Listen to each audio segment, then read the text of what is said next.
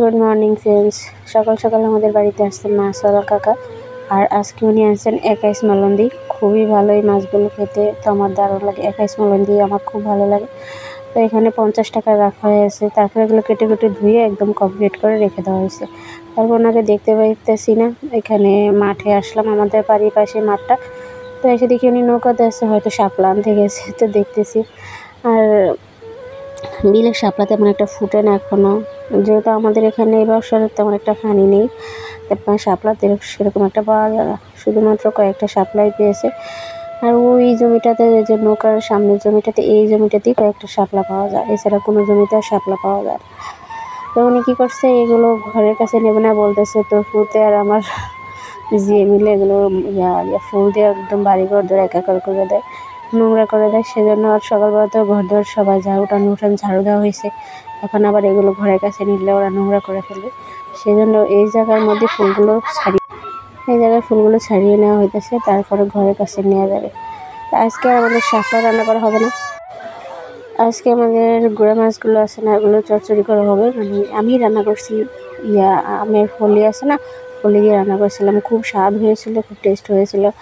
আর হালকা টক টক হলে তো ভালোই লাগে, সব কিছুই আমার কাছে তো ভালোই লাগে। তারপরে এই জায়গাটা একটু নিরিবিলি এসে বসে রয়েছি। এখানে আমি কিছু কথা বলতেছিলাম, মানে নিজের কিছু কথা বলতেছিলাম তোমাদের সাথে। মনে খুব কষ্ট ছিল আমার, খুব একা একা লাগছিল, তাই এই জায়গাটা এসে বসে রয়েছি। আর বৃষ্টি ফোঁটা পড়তেছিল, ঝিরিঝিরি বৃষ্টি হচ্ছিলো, মানে সেরকম বৃষ্টি না, ঝিরিঝিরি বৃষ্টি হইতেছিল। তো এই সাইডটায় এসে বসে রয়েছিলাম। এই সাইডটায় এসে বসে থাকলে মনটা অনেকটা ফ্রেশ লাগে, ভালো লাগে। চারিদিকে সবুজ আর সবুজ। তো মনে কষ্ট থাকলে কী হবে, যে কথাগুলো আমি বলছি সেই কথাগুলো শুনলে হয়তো অনেকেরই গায়ে লেগে যাবে, তাই না? তাই কথাগুলো মিউট করে দিতে হলো। আগের দিন আমি আর ভিডিওতে কিছু আমি বলেছিলাম, সেগুলো নিয়ে অনেক কথা হয়েছে। ও আমাকে বলেছে যে আমি এসব কথা বলছি কেন। তো গাইস, মনে কষ্ট মনেই রাখতে হবে, কারোর কাছে বলা যাবে না। তাই এই কথাগুলো আমি মিউট করে দিয়েছি, কি আর করা যাবে। কথাগুলো অনেকের গায়ে বেজে যায়, গাইস কী করবো। ওনারা ওনাদের গায়ে মাখিয়ে নেয় যে ওনাদের বংশী। তো জীবনে অনেক সত্য কথা আছে, যেগুলো জানার পরও বলা যায় না কাউকে, নীরবে সহ্য করে নিতে হয় একা একা। তাই আর ভাবলাম যে, ভাবছি একবার দিব কি দিব না, তারপরে ভাবলাম যে না, ঠিক আছে, মিউট করে দেওয়া যাক। তাই কথাগুলো মিউট করে দিয়েছি। তো তারপরে এখানে অনেক সময় বসেছিলাম, মানে অনেক সময় বসেছিলাম। আমার ছেলে ঘুমিয়েছিল, তাই কিছুক্ষণ একা একাই বসেছিলাম। ভালো লাগছিল না, প্রায় ঘন্টাখানেকের মতো বসেছিলাম। তো এইদিকে আমার সৎ মা ডাকাডাকি করছিল, তো আমি বললাম যে এখন আসবো না, পরে আসবো, আর একটু ভালো লাগতেছে না। তো এই জায়গাটাতে অনেক সময় বসে থাকা হয়েছিল।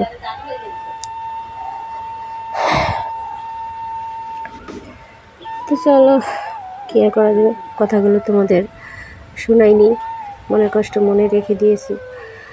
তারপর আমি কোন জায়গাটাতে বসেছিলাম তোমাদের একটু দেখাই, যে জায়গাটাতে আমি সবসময় তোমাদের দেখাইছিলাম না, এই জায়গাটা বসে খুব ভালো লাগে। একটু আগে তো তোমাদের দেখলাম যে এই জায়গাটাতে ভালো লাগে না, তাই এই জায়গাটা এসে বসে তোলা হয়েছে। তো সেই জায়গাটা এসেই বসে, আকাশটা আজকে খুবই ড্যাম, বৃষ্টি তো অলরেডি পড়তেছে, সবুজ আর সবুজ, চারিদিকে প্রাকৃতিক এত সৌন্দর্য দেখতে খুবই ভালো লাগে। তো এই জায়গাটাতেই বসে গেছি। বৃষ্টি হচ্ছিল কিন্তু তেমন একটা না, ঝিরিঝিরি হচ্ছিল। তারপরে চলে গিয়েছিলাম, বন্ধুদের ডাকাডাকি থাকতে পারছিলাম না, ঘরে এসে পড়ছি।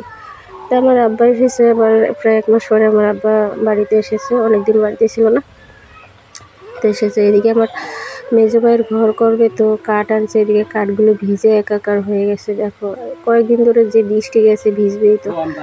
তাই এগুলো ডেক্সিন সরিয়ে দিয়ে এগুলো আবার রোদ্রে দেওয়া হইতেছে। আর এই পিলারগুলো রাখা হইতেছে যেহেতু নষ্ট না হয়, সেজন্য গুছিয়ে রাখা হইতেছে। আর বৃষ্টি পড়লে তো সব নষ্ট হয়ে যায়, সেটা তোমরা জানোই। তো সেই জন্য এগুলো এক জায়গায় সেফ মতো রাখা হইতেছে। তারপরে এই যে আর কি, পেয়ারা খাইতে চলে আসলো সবাই, আব্বার কাছে উঠে পড়েছে, পেয়ারা পারবে। পেয়ারাগুলো এই বছর তেমন একটা ভালো না, পেয়ারা ভিতরে সব কালো হয়ে গেছে, কি হয়েছে কে জানে। তো কয়েকটা পেয়ারা মাত্রই ভালো আছে, তো এগুলো পারতেছে, আর ডালগুলো কেটে দেওয়া হবে। এই কয়েকটা পেয়ারা হাতে গোনা কয়েকটা পেয়ারা ভালো হয়েছে, এই কয়েকটাই ভালো হয় না। এখন আর কী করবে, এখন ডালগুলো কেটে দিতেছে দেখো।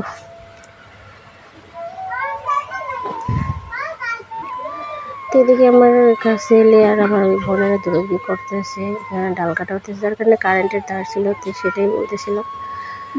তারপরে আমরা পেলে সবাই বসে গেছি দলবল সহ খেতে। তো আজকে ভিডিওটা এখানে শেষ করতেছি। সবাই ভালো থেকে সুস্থ থেকো। ভিডিওটা ভালো লাগলে লাইক কমেন্ট শেয়ার করে দিও। আল্লাহ হাফিজ।